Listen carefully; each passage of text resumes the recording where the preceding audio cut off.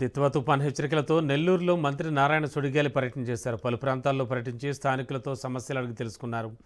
వర్షాల వల్ల ఎలాంటి ఇబ్బందులు వచ్చినా స్థానిక టీడీపీ నేతల దృష్టికి తెస్తే తక్షణ సహాయం అందిస్తామని భరోసా ఇచ్చిన మంత్రి 13వ డివిజన్ ప్రణతి అపార్ట్మెంట్ వద్ద సైడ్ డ్రైన్ పనులు పరిశీలించి పనులు వేగం పెంచాలని ఆదేశించారు. డ్రైన్లలో సిల్ట్ తీయడం వల్ల నగరంలో ఎక్కడా వర్షపు నీరు నిలవలేదని, పనులన్నీ పూర్తయితే నెల్లూరుకు ముంపు సమస్య తీరిపోతుందన్నారు మంత్రి నారాయణ.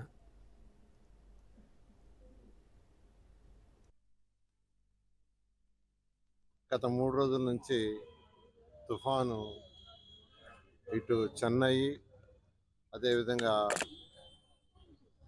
ఆంధ్ర యొక్క బార్డర్ అంటే నెల్లూరు ఆ పరిసర ప్రాంతాల్లో క్రాస్ అవుద్దని. అయితే ఈరోజు వస్తున్న దీని ప్రకారం ఏంటంటే అది పాండిచ్చేరి తమిళనాడు బార్డర్ మధ్య చేస్తుందని. దానివల్ల నెల్లూరు తిరుపతి ఈ యొక్క పరిసర ప్రాంతాల్లో హెవీ రెయిన్స్ ఉంటాయని యాక్చువల్గా ఆ ఉద్దేశంలో ఈరోజు అధికారులతో కమిషనర్ గారు, డిప్యూటీ మేయర్ గారు, మిగతా యొక్క కమిషనర్లు, అదేవిధంగా కార్పొరేటర్లతో వివిధ ప్రాంతాలను యాక్చువల్గా పరిశీలించడం జరిగింది.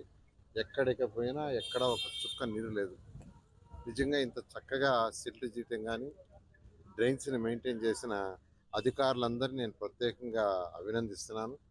ఎందుకంటే 2024లో ప్రభుత్వం రాగానే ముఖ్యమంత్రి గారు ఫస్ట్ నాకు ఇచ్చిన అసైన్మెంట్ ఏంటంటే ఇమ్మీడియట్గా ఇది జూన్ నెల వచ్చింది, వర్షాలు వచ్చే లోపల రాష్ట్రంలో సిల్ట్ తీయించని ఒక ఆదేశించారు. ఫస్ట్ వర్క్ దాని మీదే ఒక 150 కోట్ల రాష్ట్రంలోని మున్సిపాలిటీస్ కూడా ఫండ్స్ ఇచ్చి సిల్ట్ స్పెషల్ డ్రైవ్ చేశాం.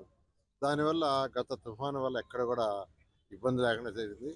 నెల్లూరు జిల్లాలో హయ్యెస్ట్ రెయిన్ ఇచ్చింది 11 సెంటీమీటర్లు, కానీ ఎక్కడ ఒక్క చుక్క కూడా నీళ్ళు లేకపోయింది.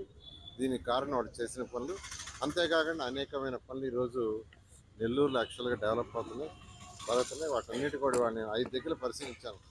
13వ డివిజన్లో ఒక డ్రైన్ పరిశీలించాను.